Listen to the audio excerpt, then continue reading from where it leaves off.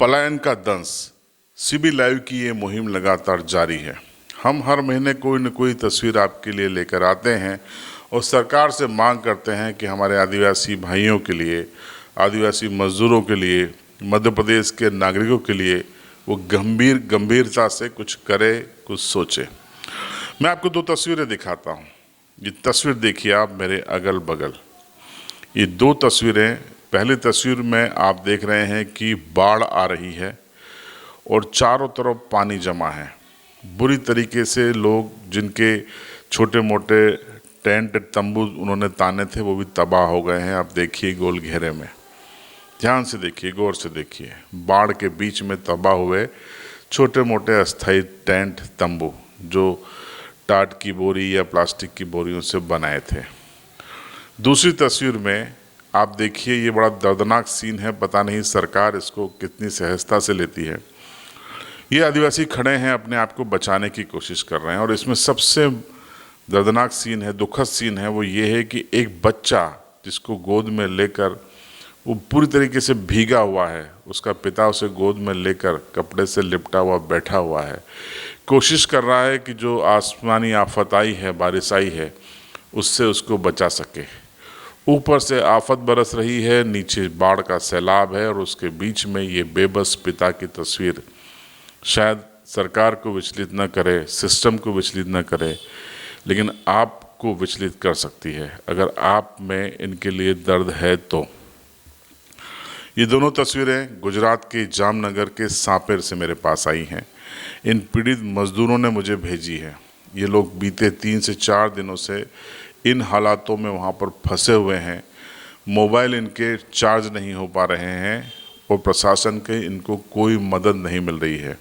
हालांकि कल इंस्टाग्राम पर मैंने ये वीडियो पोस्ट किया था और संपर्क नंबर भी जारी किए थे और कहा था कि चाहे तो प्रशासन और जनप्रतिनिधि इनकी मदद करना चाहे तो इन नंबरों पर संपर्क करें।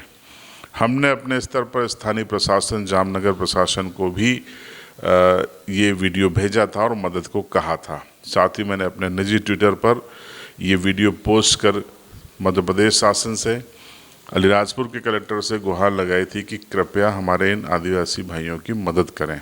करीब 60 की संख्या में ये लोग फंसे हुए हैं। ये लोग अलीराजपुर ज़िले के उदयगढ़ और भाभरा क्षेत्र के हैं। ये छोटी बड़ा भावटा, तालाबद और पस्तार गांव के लोग हैं जो फंसे हुए हैं। इनके साथ कुछ और भी हैं मजदूर जो अलग अलग जगहों के, वो भी फंसे हुए हैं। ये वीडियो दिखाने का उद्देश्य यही है कि आज़ादी का अमृत काल चल रहा है। स्वर्णिम मध्य प्रदेश के ताल ठोक ठोक के दावे किए जा रहे हैं। हमारे मजदूरों को स्थानीय स्तर पर रोजगार नहीं मिलता, स्थानीय स्तर पर काम नहीं मिलता, इसलिए वो पलायन करके जाते हैं।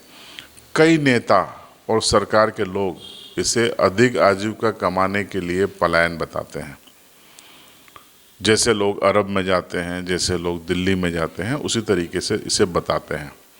अब इन तस्वीरों को देख के आप बताइए कि क्या ये शौक से गए हैं या इनको मजबूरी खींच के ले गई है। कौन अपने बूढ़े माँ बाप और बच्चों को छोड़ के जाना चाहता है और इन हालातों में रहना चाहता है।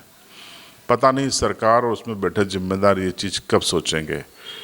अंत में अपने मुद्दे पे आता हूँ कि मैं लगातार ये मांग कर रहा हूँ मध्य प्रदेश शासन से, उनके मंत्रियों से, सभी आदिवासी समुदाय के 47 विधायकों से, मध्य प्रदेश के 6 सांसदों से, मध्य प्रदेश के एक राज्यसभा सांसद सुमेर सिंह सोलंकी साहब से, कि कृपया गुजरात और महाराष्ट्र में जहाँ हमारे लोग सबसे ज़्यादा हैं, ज़्यादातर गुजरात में हैं, सौराष्ट्र का इलाका हो, कच्छ भुज का इलाका हो, चाहे वो महसाणा हो, चाहे वापी हो, वलसाड़ हो, मोरबी हो, आप अहमदाबाद में एक 20-25 हज़ार रुपये महीना का किराए का भवन मध्य प्रदेश सरकार खरीदे, किराए पर ले, उस पर एक तहसीलदार, डिप्टी कलेक्टर, टीआई लेवल का अफसर की पोस्टिंग करे, यहाँ से भेजे और वहाँ 2 या 3 लैंडलाइन नंबर टोल फ्री हों और उन नंबरों की जानकारी झाबुआ, अलीराजपुर, रतलाम, धार, बड़वानी, खरगोन के हमारे आदिवासी भाइयों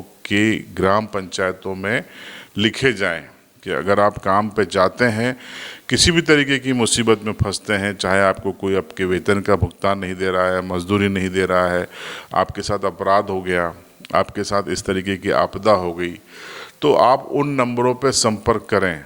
और जो कॉल सेंटर गुजरात में बनेगा उसका नाम होना चाहिए प्रवासी मजदूर सहायता भवन। वहाँ पर संपर्क करें और वहाँ बैठे अफसर इनकी मदद करें, गुजरात के स्थानीय प्रशासन से बातचीत करें और इनको तत्काल मदद दें। क्या ये मांग नाजायज़ है जो सरकार पूरी नहीं कर रही है?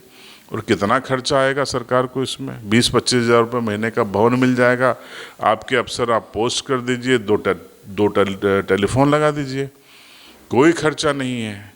लेकिन दिल्ली में मध्य प्रदेश भवन में करोड़ों रुपए खर्च करेंगे जहां पर नेता, अफसर और मंत्री ठहरते हैं। मुंबई में उद्योगपतियों और अफसरों के लिए एक भवन बना दिया गया है करोड़ों रुपए की लागत का, उसका बिल करोड़ों रुपए का खर्च करेंगे साल भर में। लेकिन बात जब आदिवासी मजदूरों की आएगी, जो करीब करीब 20 से 25 लाख से ज़्यादा की संख्या में गुजरात में काम करते हैं, तो सब मौन हो जाते हैं।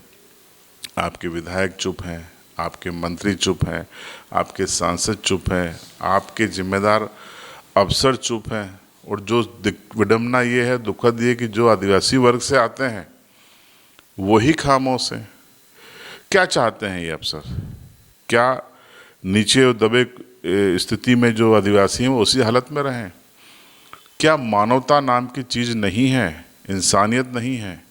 क्या उनको ये हक नहीं है आदिवासियों को कि जब वो मुसीबत में आए तो उनकी अपनी राज्य सरकार और उनकी अथॉरिटी उनकी मदद करे, न कि ये बोलकर खारिज कर दे कि राज्य से बाहर का मसला है, हम क्या करेंगे? मैं फिर कहता हूँ, राज्य की विफलता के परिणाम स्वरूप, सिस्टम की विफलता के परिणाम स्वरूप ये लोग बाहर जाते हैं, तो जिम्मेदारी आपकी बनती है। इस विफलता को स्वीकार कीजिए और हमारी मांग को भी स्वीकार करते हुए अहमदाबाद में आप प्रवासी मजदूर सहायता भवन बनाइए, और ये आपको बनाना पड़ेगा। 2028 के विधानसभा चुनाव के पहले आपने नहीं बनाया तो ये सरकार के खिलाफ सबसे बड़ा मुद्दा पश्चिमी मध्य प्रदेश में होगा। ये आपको मैं आज बता देता हूँ। मर्जी आपकी, आपकी राय कमेंट बॉक्स में ज़रूर बताएं।